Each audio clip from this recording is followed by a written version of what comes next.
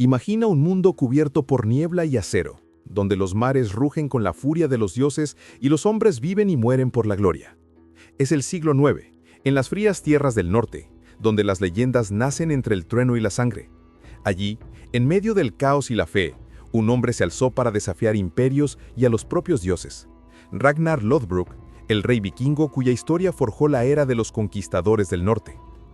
En los fiordos de Escandinavia, donde el viento corta la piel y los dioses habitan en los relámpagos, nació un niño destinado a cambiar la historia del norte.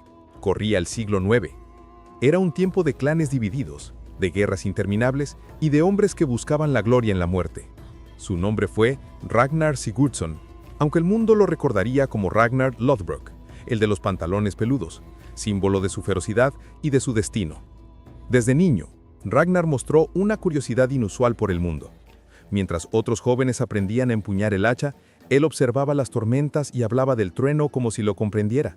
Su madre contaba que el propio Odín lo había tocado al nacer, otorgándole el don de la visión y la locura. A los 15 inviernos, Ragnar se enfrentó por primera vez a la guerra.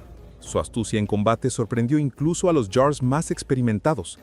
No peleaba por sangre, ni por venganza. Lo hacía por comprender el propósito del destino, por descubrir qué había más allá del miedo. Durante una incursión contra los invasores, Ragnar conoció a Lagertha, una legendaria guerrera escandinava. Cuenta la saga que para conquistarla, Ragnar debió luchar contra un oso y un sabueso gigantesco que custodiaban su hogar. La venció, la amó, y de su unión nació Björn Ironside, futuro conquistador de mares y tierras. Ragnar comenzó su vida como granjero, pero su espíritu no estaba hecho para la quietud. Organizó pequeñas incursiones, ganó prestigio entre los clanes y, poco a poco, se alzó como un líder respetado. Su inteligencia estratégica y su carisma lo llevaron a convertirse en Jarl de Kattegat y con ello en el símbolo del poder nórdico emergente. Tras separarse con Lagertha, Ragnar conoció a Aslaug, hija del héroe Sigurd el Matadragones y la valquiria Brynhilde. De ella nacerían sus hijos más célebres, Ivar el Deshuesado, Hvitserk, Uve y Sigurd Ojo de Serpiente. Aslaug profetizó que sus descendientes marcarían el destino de Europa y sus palabras se cumplieron con precisión divina. Mientras los vikingos saqueaban el este, Ragnar soñaba con el oeste. Había oído hablar de una tierra rica, cubierta de monasterios dorados y protegida por un solo dios, Inglaterra. Su ambición no era solo el oro, quería conocer, conquistar y comprender los mundos más allá del horizonte. En el año 835, Ragnar zarpó hacia las costas de Northumbria, deshaciendo mares desconocidos. El rugido del mar acompañó la primera incursión vikinga documentada en territorio inglés. Las aldeas costeras ardieron, los monjes fueron capturados y un nuevo capítulo comenzó, la era vikinga. 10 años después, en 845, Ragnar reunió una flota de más de 100 barcos. Surcó el río Sena hasta llegar al corazón del Imperio Franco. París, el orgullo de Europa, cayó bajo su sombra. El rey Carlos el Calvo prefirió pagar un enorme tributo antes que enfrentarlo.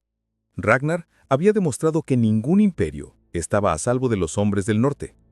La fama de Ragnar creció hasta niveles divinos.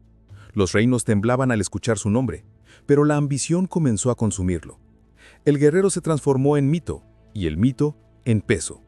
Los hombres que antes lo adoraban empezaron a dudar de él. A medida que envejecía, Ragnar se sentía cada vez más distante del mundo que ayudó a crear.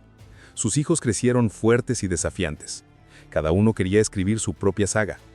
El viejo lobo del norte miraba el mar y comprendía que los dioses le habían dado todo, excepto descanso. Deseando recuperar su honor, Ragnar emprendió un último viaje a Inglaterra, sin ejército ni gloria, solo acompañado por unos pocos fieles. Fue capturado por el rey Ela de Northumbria, el mismo a quien había humillado años atrás. Encadenado y despojado de todo, Ragnar sonrió. Sabía que el final era solo el comienzo de su eternidad. Eila ordenó arrojarlo a un pozo lleno de serpientes venenosas. Mientras las serpientes se enroscaban en su cuerpo, Ragnar recitó sus últimas palabras con voz serena. ¿Cómo sabrán los hombres y los hijos de Ragnar aún viven? Esa frase, más que un lamento, fue una profecía. La noticia cruzó los mares como un trueno. Sus hijos, Ivar, Björn, Hvitserk y Uve, unieron sus fuerzas para formar el ejército más temido del norte, el Gran Ejército Pagano. En el año 866 invadieron Inglaterra, Arrasaron con Northumbria y ejecutaron a Hela con el castigo más cruel de su cultura, el águila de sangre. Ragnar murió, pero su espíritu siguió vivo en sus hijos, que extendieron el poder vikingo hasta Irlanda, Escocia, Francia y el Mediterráneo. Los cristianos lo llamaron demonio, los suyos héroe, pero en la historia quedó como el hombre que desafió a los dioses y conquistó el mar. Los poetas escandinavos lo cantaron por generaciones. Algunos historiadores lo consideran una fusión de varios jefes reales, otros un símbolo del espíritu vikingo en su máxima expresión. Pero más allá de la duda, su nombre aún resuena como el trueno que acompaña las tormentas del norte. Dicen que en las noches de tormenta, cuando los rayos iluminan los fiordos, es Ragnar marchando con los dioses hacia el Valhalla. Allí, entre guerreros caídos, canta sus propias hazañas ante Odín y Thor, riendo con la misma furia con la que vivió. El hombre murió, pero la leyenda se convirtió en eternidad. Ragnar Lodbrok fue más que un rey, más que un guerrero. Fue el símbolo de un pueblo que se negó a temer, que navegó hacia lo desconocido y desafió la muerte misma. Su historia es la del fuego que no se apaga, el eco del trueno que nunca deja de retumbar sobre el norte. Si llegaste hasta aquí, dime, ¿qué fue lo que más te impactó de la historia del rey Ragnar Lothbrok? ¿Su valentía? ¿Su ambición? ¿O la forma en que su legado ardió incluso después de la muerte? Déjame tu respuesta en los comentarios. Dale me gusta y suscríbete para descubrir más historias de reyes, dioses y hombres que se atrevieron a desafiar el destino. Porque los hombres mueren, pero las leyendas,